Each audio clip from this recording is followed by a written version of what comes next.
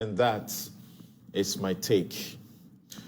And for the purposes of our radio audience, what you have seen has been slides developed by the Occupy Ghana and telling you why it's such a crying shame that we should be going to the IMF when what we are asking from the IMF, we have that right here in our country. In fact, if the Auditor General alone will recover monies misused or stolen from its own reports, its own findings that have indicted persons, entities in that regard, from 2016 to 2020, we will be getting over or about 48 billion Ghana cedis. 48 billion Ghana cedis. That has to be recovered to chest. What we are seeking from the IMF is equivalent of 16 billion Ghana cedis, meaning this is almost 3 times what we are going to the IMF begging for. But there's a new revelation. This time, the amounts involved, misused, stolen, whatsoever you want to call it, is 17 billion Ghana cedis. That's more than what we are going to the IMF to save our country and our economy from collapse. So what exactly is going on? Who is not doing his work? Why are the thieves not before court? So that's by way of my take, and thanks very much to Occupy Ghana, who have been on these beats for always. And for those of us who pretend that we don't see what Occupy Ghana has been doing, in the course of this show, we'll show you the tons of correspondence between Occupy Ghana and the Auditor General's office and the responses that have come forward. Thank you very much. My name is Samson Lardy Anyenini, and this is Newsfile. It's a special edition dedicated to the Auditor General's report. We have specially invited the Auditor General to make an appearance on this show through us to help account to you and explain to you why he has not been using the power of surcharge, disallowances, and surcharge, which is the reason the Citizen Coalition is going to picket at the Auditor General's offices on Monday from 9 a.m. Until they've been able to bring sufficient pressure on the Auditor General to simply do his work. After Occupy Ghana won that judgment in the Supreme Court, which led to processes, including Occupy Ghana assisting the country to develop the rules for people who are dissatisfied with surcharge to appeal to the court, like Senior Minister Yao Safumafo did. That's the law they use. Occupy Ghana birthed that law, literally forced it, after it got the Supreme Court to give a judgment favorable, empowering the Auditor General to disallow and surcharge the misuse and stolen money from the state from its audit reports. Domelevo coincidentally got into office at the same time and was happy and used that law. And the government, Ken Ofori-Atta, President Akufo-Addo, were full of praises at the beginning when the romance was there, so to speak. because he managed to recover in excess of, is it 67 million Ghana cedis for us. At least that was some effort. This Auditor General, for some unexplained reasons, has not used that power. So your money is going into a bottomless pit. And those who, quote unquote, steal the money are walking free. Absolutely nothing is done to them. So that's the question we are asking this morning on the show. And I am excited to have joining me in the studio Dr. Kojo Pumpuni Asante. He is Director, Advocacy and Policy Engagement at the Ghana Center for Democratic Development, CDD, Ghana. Joining us via Zoom, Kweku Asare is fellow CDD Ghana and D&D fellow for Public Law and Justice, Professor Stephen Kweku Asare. You know him as Azar. Dr. Eric Odro Osai is Director General, Internal Audit Agency. He should be with us here in the studio. And a simple question to him is what we asked him the other day. They are supposed to ensure that it doesn't get to this. By the time the Auditor General comes into the picture, all the loopholes have been plugged and stopped. Those who may have, stolen money would have been caught already. So what is it that they're doing in their job as the internal auditors? We have Dr. Daniel Appiah, he's lecturer, Department of Public Administration, University of Ghana, Business School, and political governance expert. We have Professor Godwin Awandare, who is Pro-Vice Chancellor in charge of Academic and Student Affairs, University of Ghana, who should be supervising some, occasion, very important occasion for students to this morning. Dr. Norris Bekwing is University Relations Officer, Kwame Nkrumah University of Science and Technology. Dr. Ahmed Jinapo is Deputy Director General, Ghana Tertiary Education Commission, and Justice Kofi is President, Judges and Magistrates Association. I suppose you will appreciate why the list is this diverse. When it comes to the judges, you have heard the story of the auction cars that apparently, according to the Auditor General, were auctioned without the requisite approval. And Ghanaians are livid, and they say the judges have been engaged in a most immoral conduct by buying back vehicles that were bought for about $150,000, if you like, and then after 3-4 years, they are buying it back for less than how much? $5,000? Then the university, dons who are joining us will also answer questions, because the Auditor General has gone beyond just looking for where, there is pillage, misuse, and the rest of it, and theft, and has discovered that many of your degrees, your PhDs, your master's degrees have not been accredited, and these universities have been running them. So how do they also answer to that? And then Dr. Kojo Pumpuni Asante, of course, you know that he is with CDD and with the Citizen Coalition.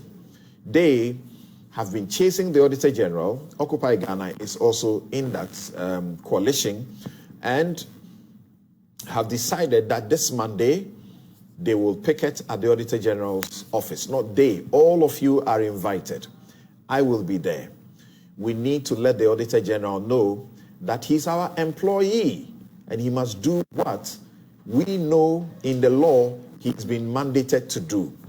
We understand, according to Occupy Ghana, that if they don't do what they are supposed to do, Occupy Ghana may go back to the court, this time to cite him for contempt of court. And particularly in this regard, because it's a Supreme Court decision, to not obey a Supreme Court decision can get you into a crime known as high crime, which has very serious consequences. So that's it. Right. So thank you all so very much. Doc, thank you. Good morning. And thank you everyone for joining us via Zoom. Professor Godwin Awendare, we will take a quick break. We'll come to you because we understand we're going to speak to you a little later, but we understand that you have a very urgent, meeting to attend to. So we'll come to you very briefly. We'll be right back. You're welcome back. This is Newsfile. It's your most authoritative news analysis platform. And here on Newsfile, we put Ghana first. Now, let's get straight to Zoom and begin to speak with Professor Awendare so that he will be able to attend to his program. Prof, thank you so very much this morning. And this time around, the Auditor General's report for 2021 has even gone to the Electoral Commission's offices, look beyond their finances, and suggest some people may read it to say that there's no one at the Electoral Commission who has declared their assets. I suppose that's not exactly what the report is saying, but we'll get into that. Because as you remember, at the start of the office of the EC boss herself, she had been found wanting. She had not declared her assets, and Shraj sort of pardoned her. Now, Prof, how come that at the University of Ghana, as many as 374 programs have their accreditation expired? We have a number of unaccredited programs at your university, 14 diploma programs, undergraduate as many as 80 programs, postgraduate as many as 23, and 67 PhD programs. How do you explain this? Good morning, Samson, and good morning, everybody. So actually, the program that I have to go to is the graduation ceremony for our School of Law. So we're graduating students from our School of Law. Great. And I'm happy to let you know that the degree is fully accredited and accreditation is valid. So I think that it's important to put that out there so that, we know. The School of Law, 1950-something and 60, before even the accreditation board may have been set up. Yeah. So you are speaking to one of the issues that we are confronting, because some of these programs actually predate the accreditation board and the laws that have subsequently come. Now we're dealing with GTEC. We used to deal with National Accreditation Board. That's right. So yes. So in the process, there have been some lapses, and I think that we as universities we need to admit that and take responsibility for that. But in order to move forward, we need to understand the big picture of why we have these challenges so that the entire system can be reformed. So I heard your take talking about the Auditor General himself, who is making these charges, himself falling behind in his duties. So this is symptomatic of a general public health public service that is, not very efficient. Okay, and accreditation is a very bureaucratic process, starting from the university level all the way to GTEC. I think you should find a sample of a program and look at its life cycle of accreditation from when it began to when it got accreditation. You see that it takes years for these things to be done.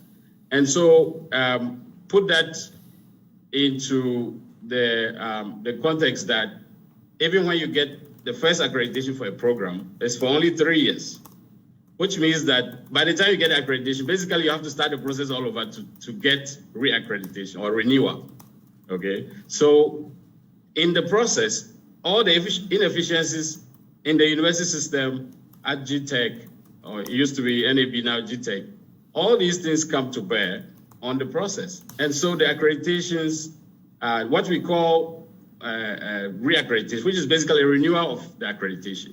So there's a stampede of programs which are going through this.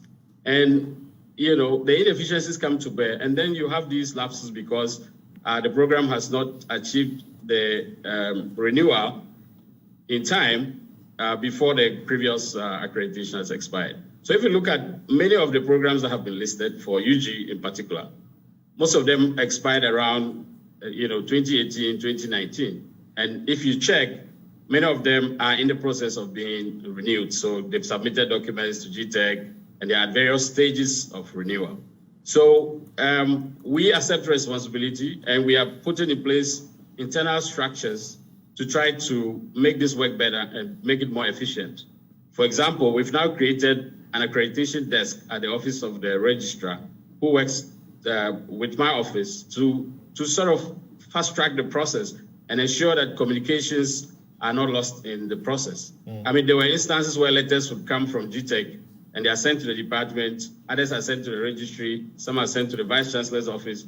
And then several months go by and the letter doesn't even get to its proper destination for the needed action to be taken. And so we've tried to streamline all these things.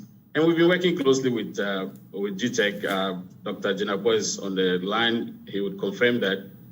We have had several meetings with them and we have accepted the gaps and we're trying to bring everything to regular. So I think rather than us apportioning blames, I think we should share responsibility and dig ourselves out of this problem.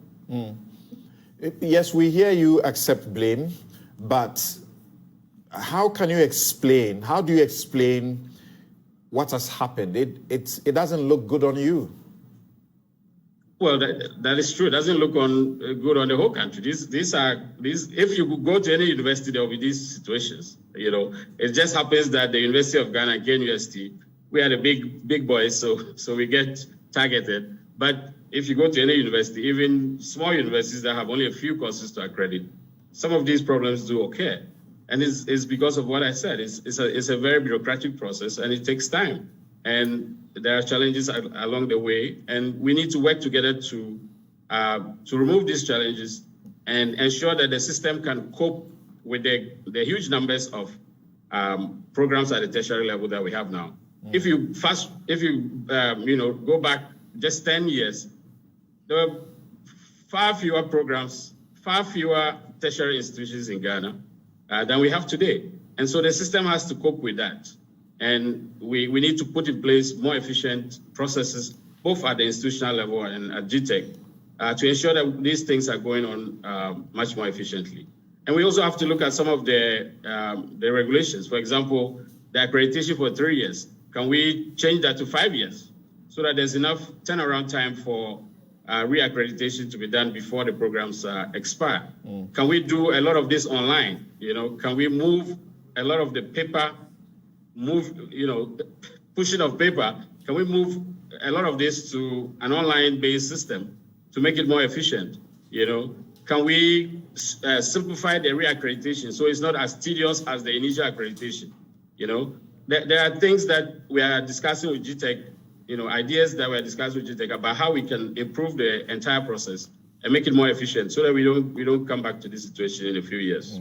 You said a while ago that now you have set up a certain desk to ensure that this does not recur. When did you set this desk up? So this was set up, you would realize that most of the management of the University of Ghana, we are pretty new. So the Vice Chancellor started in October or so. I came in January. The registrar came in last August. So, we've inherited these problems, and we've been trying to get everything back on track. So we appointed this accreditation officer in March, and she has since been working with the units to streamline the process. In addition, we are upgrading our academic quality assurance unit from a unit to a directorate, which will give it much more visibility in the colleges, and also hand over the accreditation duties to that directorate, so that they can coordinate all this across the university. One of the challenges was that the responsibility was left to the heads of departments to do this, and some of them obviously were not very efficient in getting their renewals done. So we would give this duty to the academic assurance directorate to be formed, and that will allow a more streamlined process. And then we are creating a comprehensive database of all the programs that would have alerts in the system that will alert whichever head of department is responsible that it's time to start the process of reaccreditation, so that we don't get these gaps in the future. All right. Prof, thank you so very much. We appreciate the fact that despite the fact that this morning you are very busy and you're supposed to be at this program right away, you made time to join us. Professor Godwin Awindare is Pro Vice Chancellor in charge of academic and student affairs at the University of Ghana. Thank you very much for your time, Prof. Now, let's just finish up with this issue before we move to the other matters concerning finances and the rest of them. And Dr. Norris Bekwing is University Relations Officer, Kwame Nkrumah University of Science and Technology. Thank you for your time, Doc. Thank you, Samson, and good morning to all my other panelists who are on the program. Right. So only 61 out of the 360 programs that are offered by KNUST are accredited. How do you explain this? Samson, I have to say that the whole issue of accreditation and reaccreditation is a process. And at any point in time, you will be having, as Professor Wandari said, you will have some programs that are expiring, others which are being mounted new. So a lot of these, maybe infractions that we can call it, are programs that we are seeking reaccreditation for. And so if we are to go, as Prof earlier on alluded to, if we are to go straightly by the current regime and the current, structure, which is being operated by GTEC, I'm sure something, all the universities in this country would have closed down. Because, you see, KNUST alone is running over 520 unique programs. So, you see, and when you go to GTEC, for instance, you have one schedule officer in charge of maybe KNUST and some other 3 of universities. And they are supposed to be making sure that once you put all your documents together and send it to GTEC, there's a need for, the GTEC to empanel what we call assessors to assess these programs. Look, I have been head of quality assurance in a small university where we're running about 30 programs. Even at that small university, we're having a lot of challenges because of the bureaucracy which exists. And so when a program is already running, and as I said some time ago, I think somewhere last week or within the week, that these programs, some of these programs have been running before even the setting up of National Accreditation Board and GTEC, and now what we call GTEC. And so if we are to say that these programs are not, or we don't have accreditation for this program, then that will be a misunderstanding of the issue. If we are seeking reaccreditation, what do we do? Do we have to stop the program from running and ask all the students to go home? Something, I know. You see, for instance, you have first years who are running, who are on a certain program, second years are on it, third years are on it. So what do? Do we wait for GTech to give us accreditation certificate before we continue to run those programs? Or we close down the university and say, all of you go home, let's wait. So what I want to say this morning is not to apportion blame, but to see how we can make this process a bit more seamless and faster. And for me, I was saying earlier on that there's the need for us to decentralize GTech, where we can have regional offices in each of the region. There's the need for us, as Prof has already said, to employ digitization or like digitalize some of these processes to make it quite easy for us to accomplish. Otherwise, every year, Auditor General will flag some of these things, and all of us will come back here and be discussing the same issue. Well, when you start a program, for example, they need to physically come and inspect to be sure that your library is well equipped, you have the relevant books before you do that. How do you think that can be digitized, so to speak? No, that is for new programs.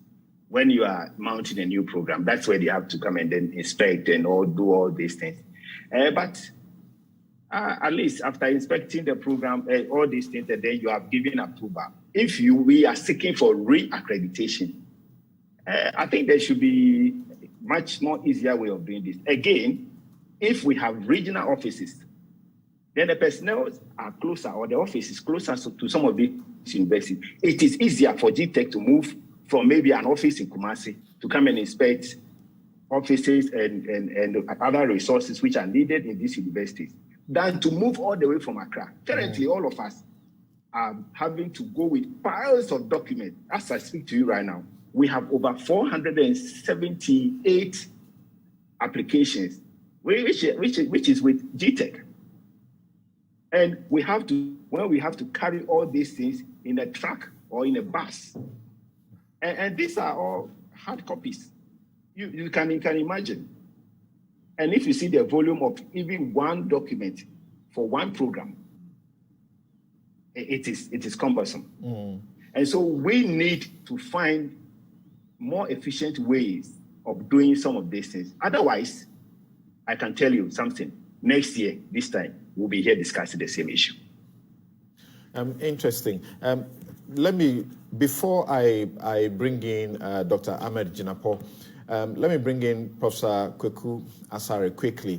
And Prof, you would have heard Dr. Norris Bequain suggest that to follow the law to the letter in the accreditation process is not in the interest of the universities that are running these programs. What do you say to that? Are they not expected to first comply with the law even before they mount the program? Please unmute your mic.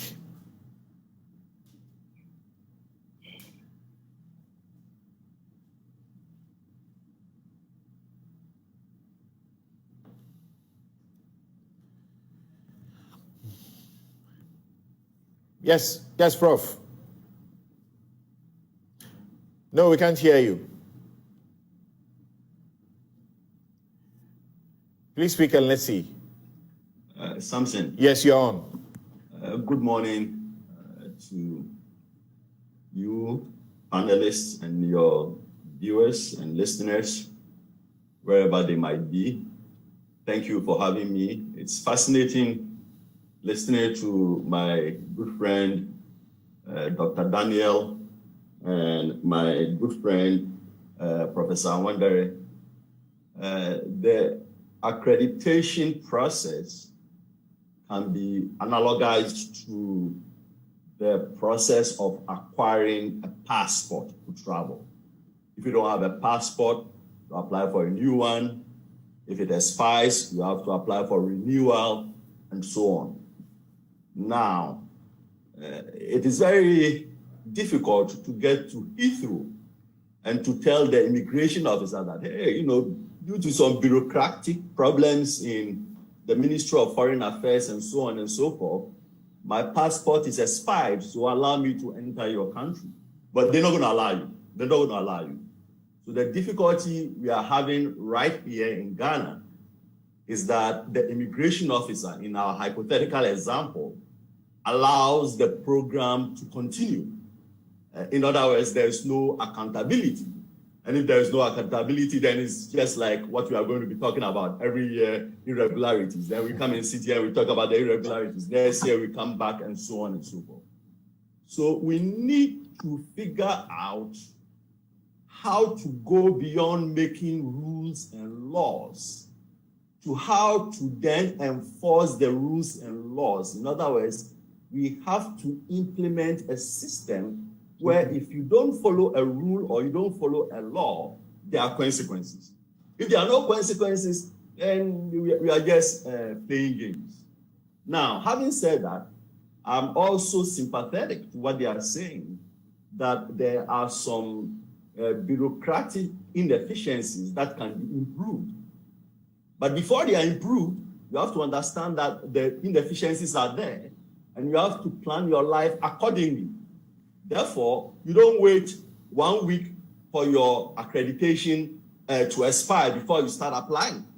Knowing that there are inefficiencies, you apply way early so that notwithstanding the inefficiencies, you get your accreditation renewed. And if you are starting a new program, don't start the new program until you've gotten the accreditation, because we are talking about existing programs. But when you read the report, there are a number of new programs that have not been accredited at all. And in the case of my alma mater, University of Ghana, there are about 180 cases that they don't even give a response to the auditor's query. That's not acceptable. That's not acceptable. So yes, I hear what they are saying, and I believe the systems should be improved. But before they are improved, we have to understand that this accreditation is your passport to travel, in this case, passport to run a program. And if you don't have it, then you can't run the program. And if you know that you can't run the program, that creates a new incentive for you to figure out a way to deal with the bureaucracy as efficiently and as innovatively as you can to make sure that these problems don't arise. Dr. Kujasanti, I said I'll just go to Prof and then deal with DTech. But don't you appreciate where the universities are coming from?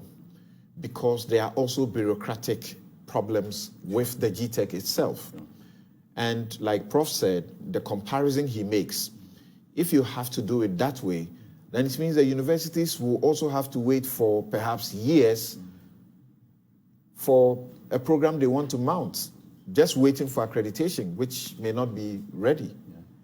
Yeah, thank you. I think the fact that it's reaccreditation, and when you look at the Auditor General's report, I mean, the problem is really with the reaccreditation. But it's also important to make the point, and I think it's what Professor Sari said. We're talking about accreditation. It's important that you have a system for checking that the commitments you have made that allowed you to get approval to run the program, that you are still keeping them. So that the accreditation board or GTech now should be coming regularly, because if you go and, like they do it with political party assessments, you show your office, the next time, they go, nobody is there. So you need that system at least to make sure that the facilities that you have committed to are in place.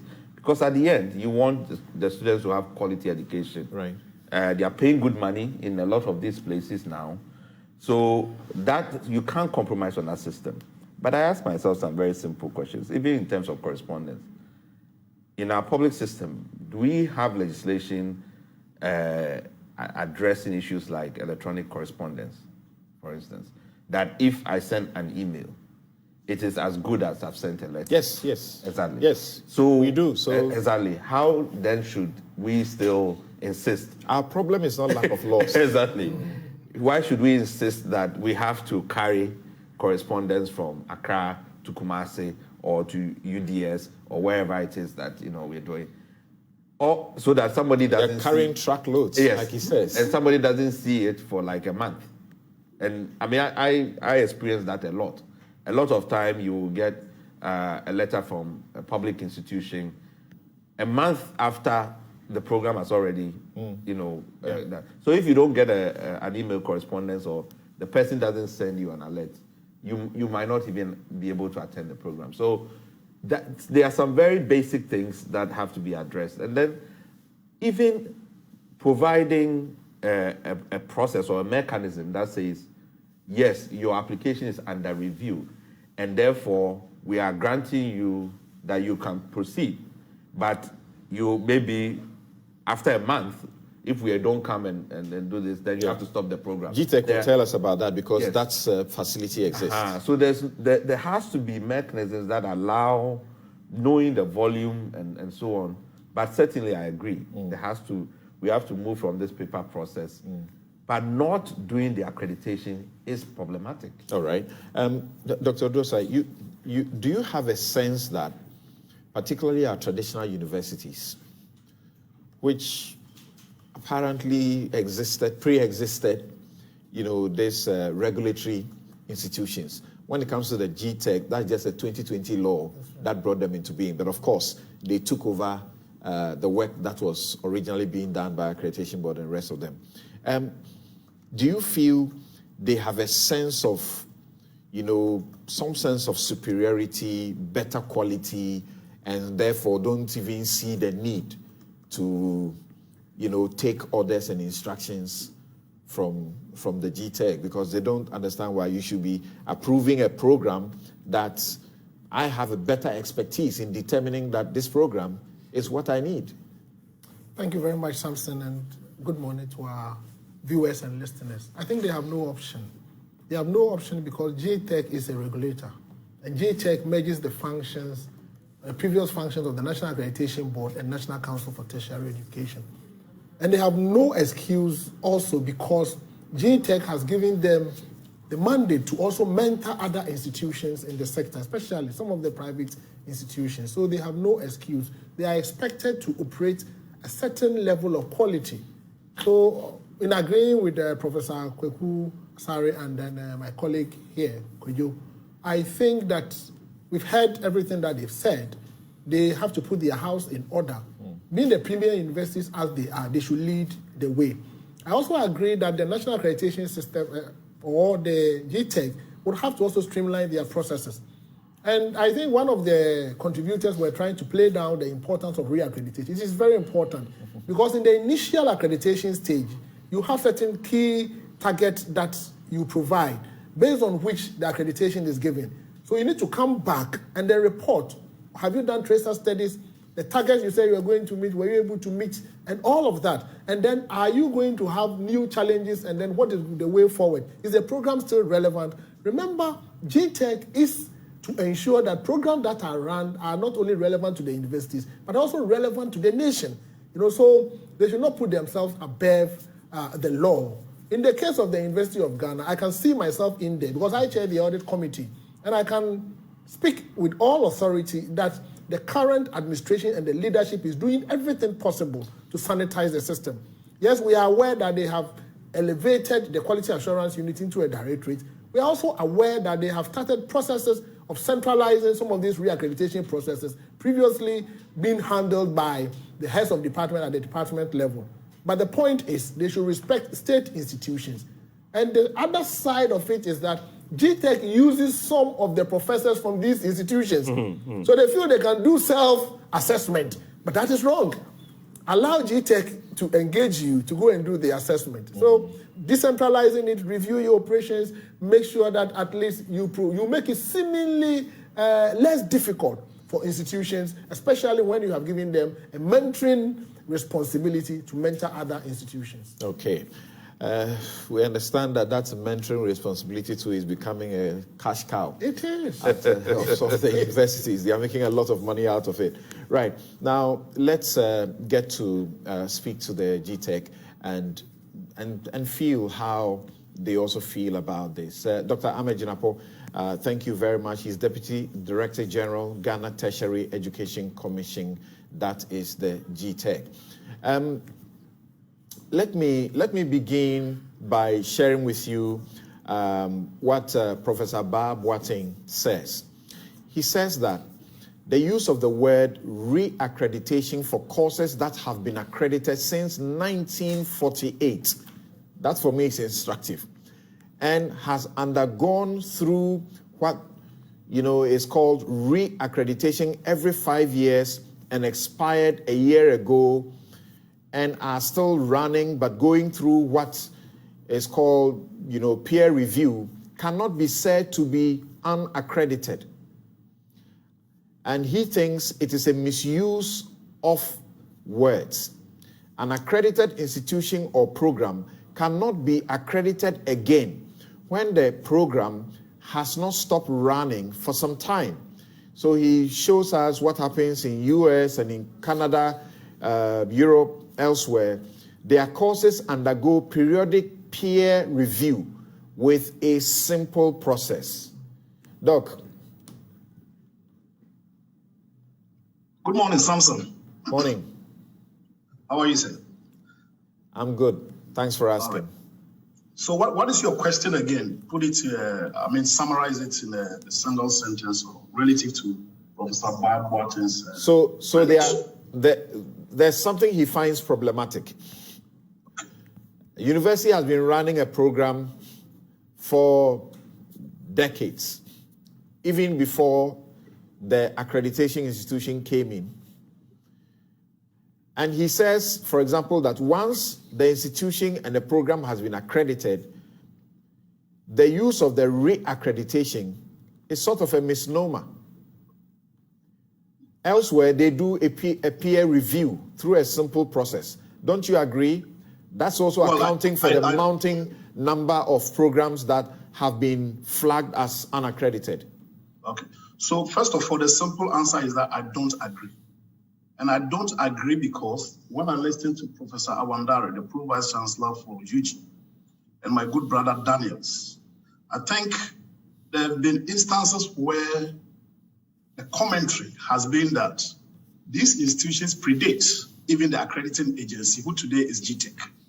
But they fail to understand that even before the coming into being of GTEC, with the establishment of these institutions, there were accrediting processes or mechanisms for accrediting the programs. For instance, if you take University of Ghana did not just start on its own. It was mentored by a university in the UK before it had its form of autonomy. Even with that autonomy, there are means and processes of ensuring that there is quality assurance. So accreditation is not just a body which is seen to be that you are doing the right thing or not, but the whole essence of accreditation is quality assurance. And let me go back to my good brother, Daniel, Dr. Norris. Norris makes the point that at least if accreditation is extended to about 5 years or 10 years, so to speak, coming from a university which understands what quality assurance is, to the extent that when you are given a first degree, which is a 4-year program, you don't go into the institution, wait till the end of the 4 year before you write exams. We have something called continuous assessment. We have mid-semester examination, we have end-of-semester examination, and sometimes we even have end-of-year examination. So the whole accreditation process is something that is to ensure that whatever you said you want to do, you are doing it and you are doing it right. And even beyond just accreditation, Samson, it will interest you to know that there are other quality assurance checks that GTEC undertakes. For instance, we have something called academic audit. We have cyclical review. These are all continual quality assurance instruments that are put in place to make sure that the right thing is done. But let me answer the question that you posed to Professor Wandare, which I think is in the minds of most people. How did we get here? Samson, how did we get to where we are? If you remember, GTEC came into being just in August, and even in August 2020, it was a law that was passed. Effectively, GTEC had its board, or the governing board, sworn in just September 2021. Before the coming into being of GTech, we had the National Accreditation Board.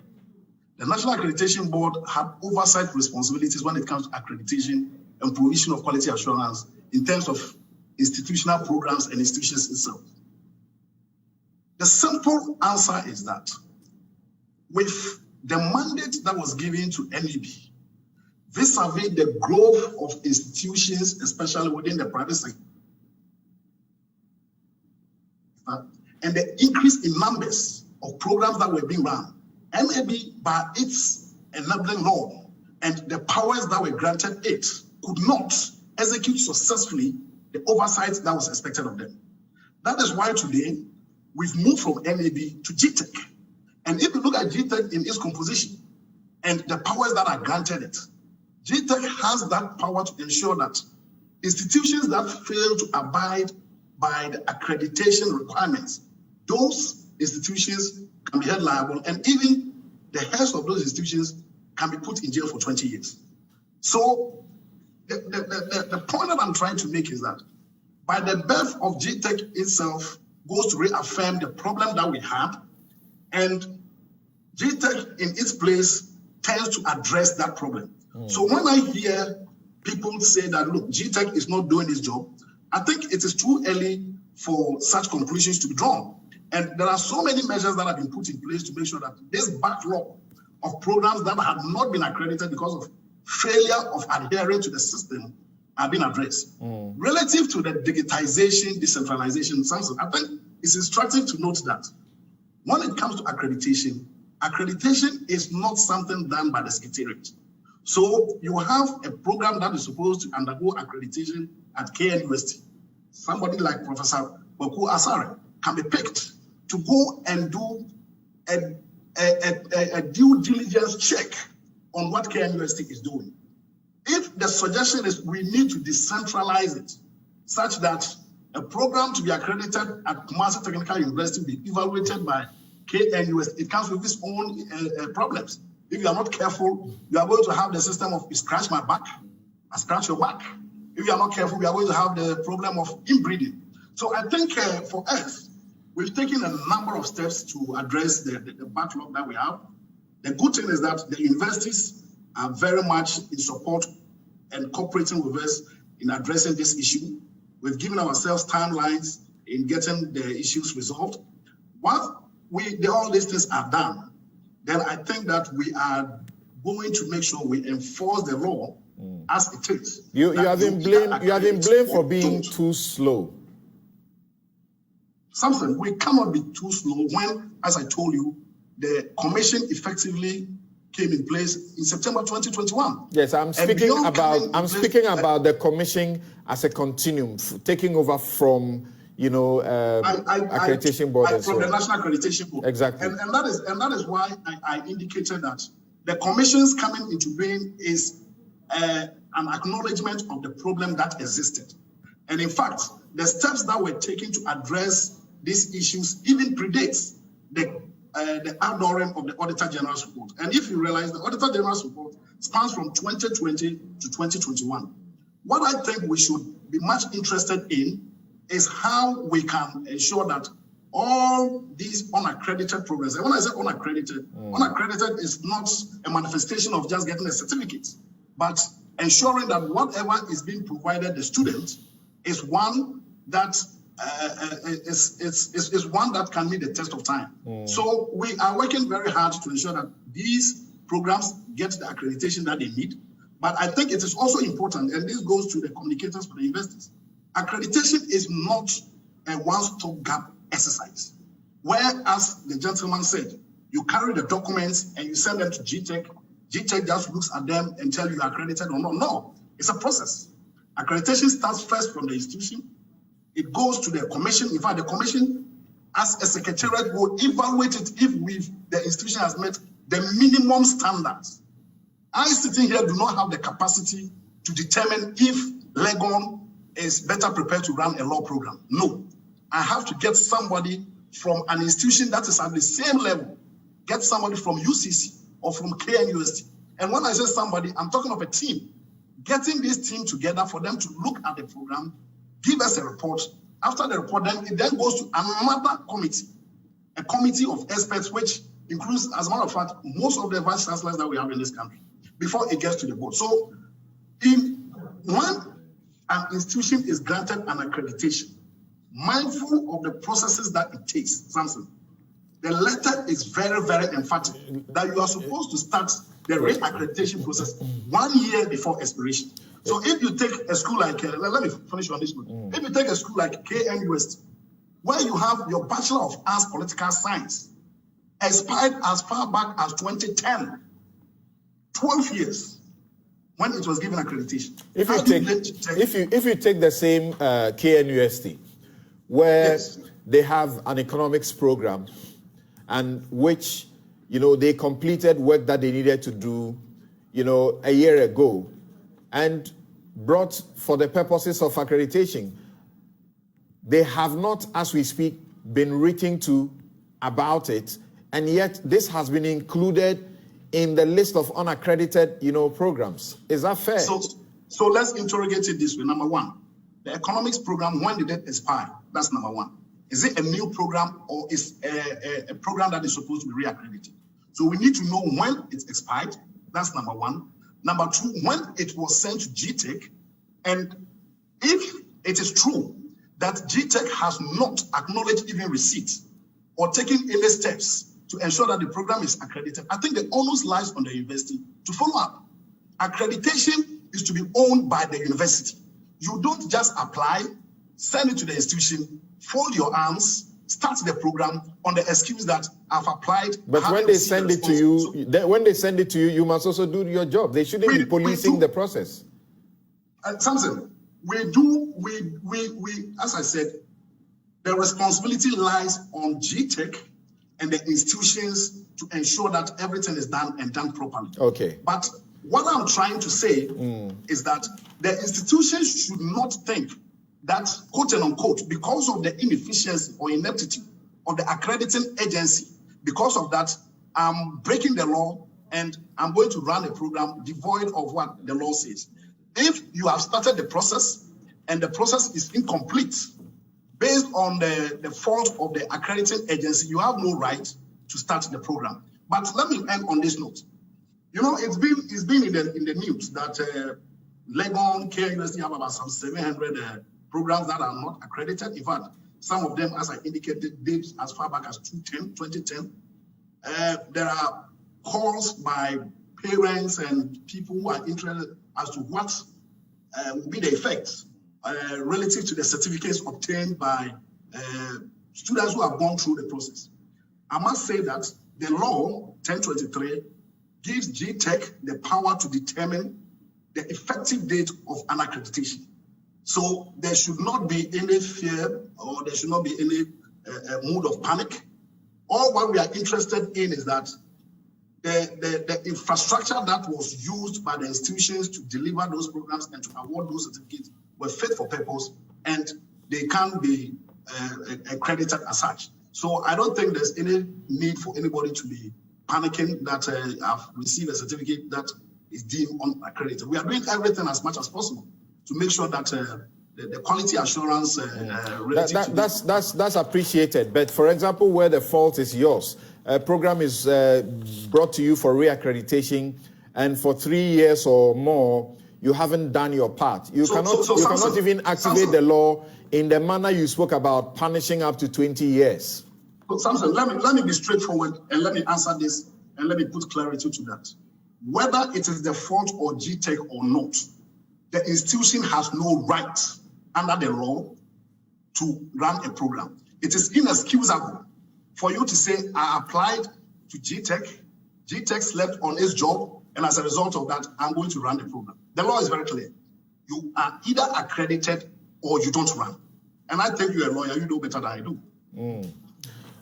Okay, thank you very much. I think that we can, but you agree that you subscribe to the proposals for ways to make things faster, including the digitization processes and so on, and getting your officers within the regions or closer to, especially these institutions. You could actually have a number, a team for University of Ghana alone, correct? Yes, Samson, I totally agree with you that there's the need, and we would more or less try as much as possible to come up with innovative means. And I think the coming into being of GTech in itself is a reaffirmation of the evolution of our tertiary educational landscape, which more or less demands that we need to be dynamic. That said, we are in a problem as we speak. We have a number of unaccredited programs run by our top premier universities, KNUST, UCC, and LEGO. Our interest and focus is to see how we can work with these institutions to get the problems addressed. Fortunately for us, Samson, fortunately for us, the new crop of leadership when it comes to these institutions are very, very cooperative and understanding. I think Dr. Say made reference to the leadership at University of Ghana. We've met them in terms of face-to-face to address these issues. We've met all the leadership of these institutions. They are very committed, dedicated, and they understand and appreciate what it means for you to have an unaccredited program. And I think we should try as much as possible. Some of them have raised issue about the fines that you are seeking to impose, the administrative fines. Are you going to insist on them? Well, Samson, I think the most important thing is for us to get the issue resolved. And for us, you attest to the fact that most of these things even happen and predates the current leadership. We just want to make sure that we don't go back repeating these things as you alluded to when it comes to the Auditor General's report. We don't want to come back here tomorrow. Doc, if you may answer my question directly, we understand that you need your IGF because, yes, but are you going to insist on this? Is it 6,000 per program or so? US dollars? No, I think you are missing two things. The first, the $6,000 has to do with the cost for accrediting a program. And I use the word costs because what we do revolves around cost recovery. So Samson applies for accreditation at Joy TV. We get somebody from maybe City TV to come and see if what you are saying is what really is on the ground. So those people coming needs to be paid. But regarding penalty, when it comes to payment, as you are aware, we are a commission. The commission will be meeting on the 15th of September to address most of these issues. We'll bring it before the commission, whatever decision is taken, we'll communicate it to the schools. But we are more interested in making sure that we have the best and most attractive tertiary educational architecture in this country. And we will make sure that this is done, and we'll do it with the help and support of the institutions. Yeah, it would be good to know if you have some timelines to clear all of these. That is why.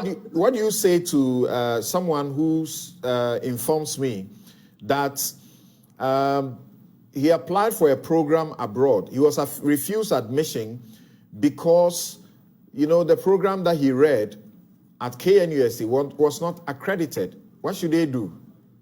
That is exactly what brought about the coming into law of the 1023.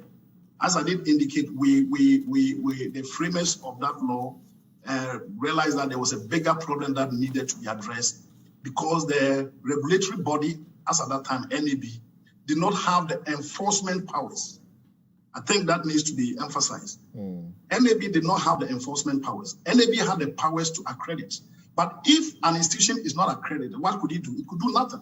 The only thing it could do was to publish it in the newspapers. But today, GTech has the powers of enforcement by leveling penalties, and even as we said, you can be brought before the law. So, is that something that this individual can do? In the case of this individual person, the person, unfortunately, as you said, has been denied admission because that program was not accredited. I think as a commission, if we are petitioned, we can look at it at his petition. And as I indicated, when we talk of the commission is not just the secretariat headed by Professor Selufo and myself. In fact, most of the decisions are taken by a group of people who happen to be very, very well versed when it comes to university administration and governance. And let me state for the fact, Samson, that the GTech board has a permanent seat of Vice Chancellor's Ghana. Okay. The GTech board has a seat for Vice Chancellors for technical universities. Doc, forgive me, but you say this person can petition you individually, or that they should rather wait for you to accredit the No, they should petition us individually first. I think they can petition us. Okay. Yes, they can petition us for us to look at What it. are the potential reliefs if one petitions you? Well, we have to investigate the issue. First of all, the premise upon which this gentleman was denied admission was that the program that he enrolled was not accredited. That's right. We need to establish that, because yes, once it's established that in fact it was not accredited, it's one of these ones that have been flagged. What can the person get? Relief. What can they get? As I indicated, while I sit, I cannot take such a decision, because such a decision must come from the commission. And we have, in fact, we have committees that deals with those issues. Yeah, I just wanted to know generally, what do your rules say? Can the person get a certain reprieve by, a ratification of sorts? Well, as I indicated, the commission has the powers of effecting when a program is accredited. But it's not just about the commission saying that the program's accreditation starts 2020, but we need to make sure that the infrastructure upon which the program was run was fit for purpose. And that is the whole essence of accreditation. Okay. Accreditation is to ensure that quality is delivered and ensured. Thank you very much. We have to take a break and come and discuss the other matters, about the wastage and thievery and misuse of money and so on. But Dr. Asante wanted to ask you one small question. If you can respond to that in 1 minute for me, sir. Yes, go ahead. Yes. No, just a comment. I think it's important because of the international reputation of the organizations that whatever is going to happen in the next couple of weeks, there's a regular update and publication of these ratifications or confirmations and the updating of the list, so that people can feel a certain level of comfort with the current state of affairs. Okay, you agree to that? Well, I totally agree with Doc, and I must say that the Commission attaches a very high sense of urgency in getting these issues resolved. In fact, we have the accreditation committee that normally meets 6 times in a year. We've tried as much as possible to push it beyond the 6 times. In fact, just yesterday and the day before yesterday, the committee met. Beyond that, we've been updating our websites as frequent as possible. As I told you, it's the commission or the board that gives accreditation. Post the unveiling of most of these unaccredited programs, we've had a number of visitations by panels that have gone through the programs of most of these institutions. The board will be meeting on the 15th of September. And once they give approval for these programs, we'll definitely and quickly update our website. But Doc, the truth of the matter is that I think what the Auditor General has done, unfortunate as it is, has reignited the discourse relative to accreditation and the importance that needs to be attached to that. Right. And I think that moving forward next year, we hope that... perhaps if the Auditor General had not done this, would have continued here quietly, not done much work. Can you hold on just 1 second for me? Dr. Norris Bequing Dr. Norris Bequing and Dr. Daniel Appiah, I want to say something briefly. Please, can you be brief with him for us? Before they say that, Samson, let me state it before they come in. We are not doing this because of the Auditor General's report, as I indicated. We started these processes way back, as far back as last year. In fact, somewhere in March, we published in the Daily Graphic and Ghanaian Times all programs and institutions that are accredited. So this Auditor General's report, as I indicated, has more or less reignited the need for that conversation. Thank you. Dr. Daniel Appiah, let's hear you. Yes. Right. Samson, good morning, and good morning to panel members, and then good morning to our listeners too. I'm very happy that this issue of accreditation, reaccreditation is now at the forefront of public discussion, because for about 2 years, ever since I visited the website of GTech and saw that many of the public universities have majority or many of their programs expired. I started raising this issue right at the departmental level, school level, and wherever I had the opportunity. And so I'm very happy that this discussion has come. I think there are two major issues too that we need to look at. And I'm very happy that Dr. Ahmed Jinapor has raised the issue about when the current board of GTEC came into office. Because Samson, in November 2020, Dr. Matthew Opoku Prempeh, as a former Minister of Education, inaugurated a board for GTEC. And from November 2020, and then you look at the time that they spent in office, barely about 1 month before we went for the general elections. And so they were in office for about 1 month. Then we went into the general election, and then per the Transitional Provisions Act, their term expired. And then it took about 10 months or so for now a new board to be constituted. And if you look at the accreditation, the roadmap for accreditation that has been published on the website of GTEC, you know, it is the board that really has got that kind of authority to consider the reports that the accreditation committee submits to the board. And so even if the accreditation committee gives a green light to an institution to continue running its program, but the government has not inaugurated a board, and it takes about 10 months for a board to be inaugurated, then it means that legally, what the board is supposed to do and giving that legal authority to the institution, that process will continue to stall for about 10 months. The question that this raises, and which I think will also be relevant for other discussions, is whether when it comes to this professional work, like the accreditation and re-accreditation of programs run by universities, whether we need a politically inaugurated board to play this important role of giving an approval of work that has been done by a professional accreditation committee.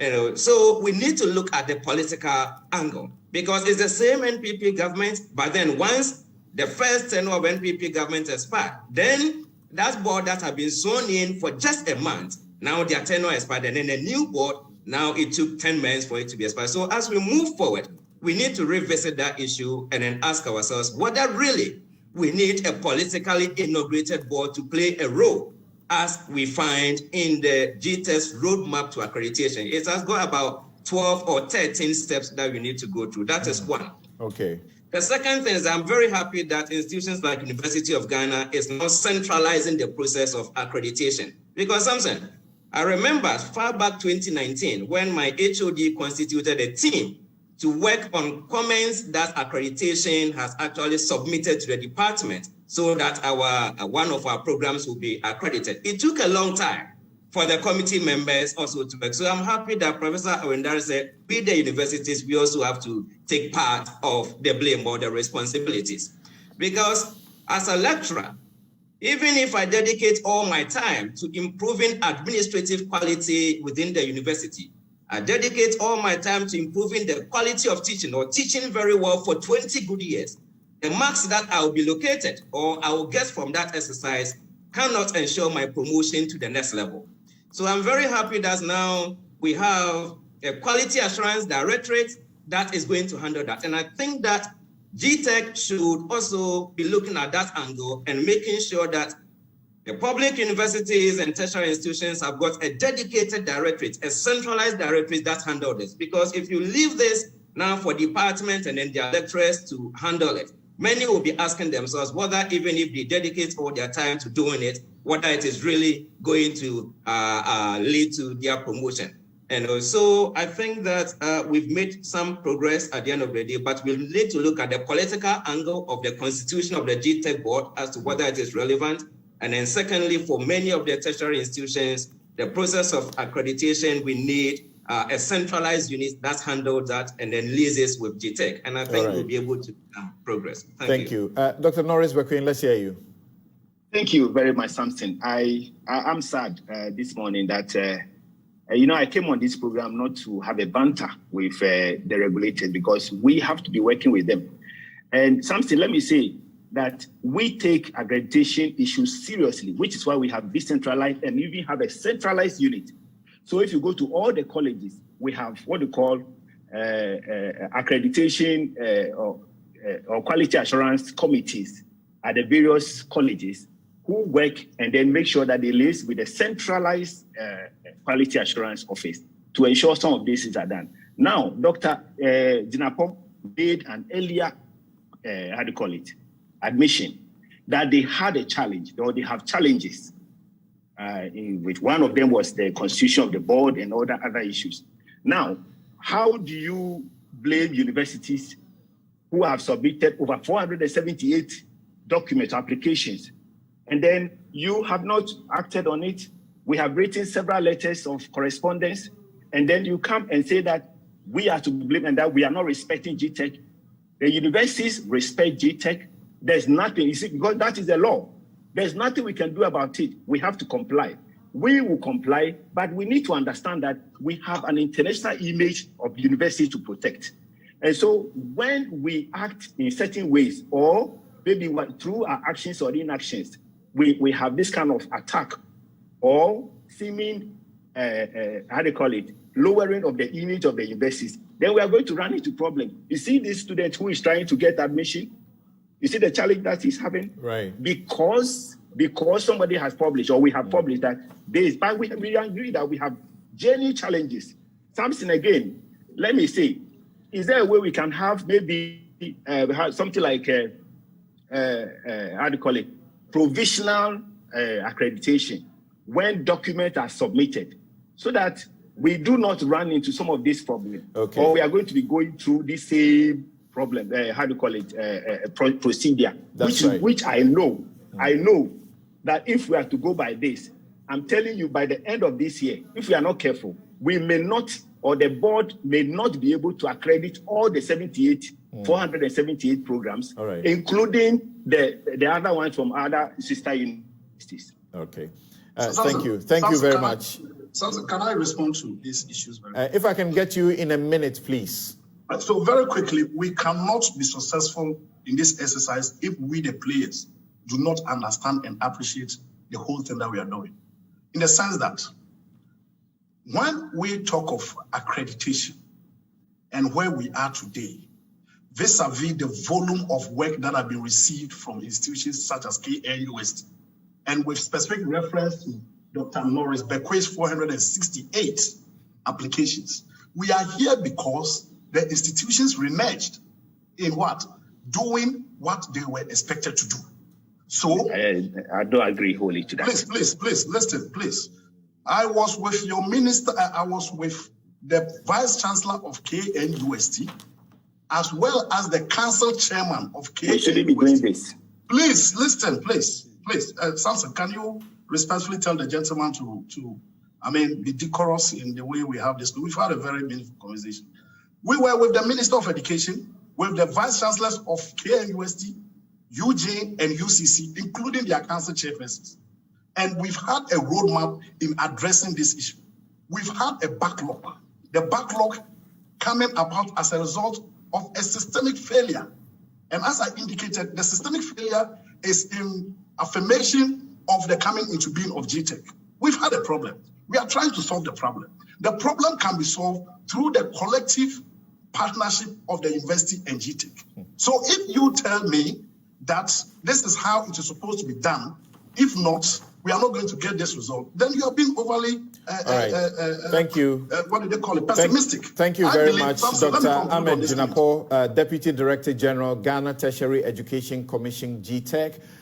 Dr. Norris Bequing, University Relations Officer, Kwame Nkrumah University of Science and Technology, and also to Professor Godwin Awendare, who joined us earlier, Pro-Vice Chancellor of the University of Ghana in charge of academic and student affairs. I believe that these issues ought to be resolved, and with the speed of light, sometimes it's difficult appreciating why things that look basic, in public office take forever to be able to accomplish, and we get excuses upon excuses.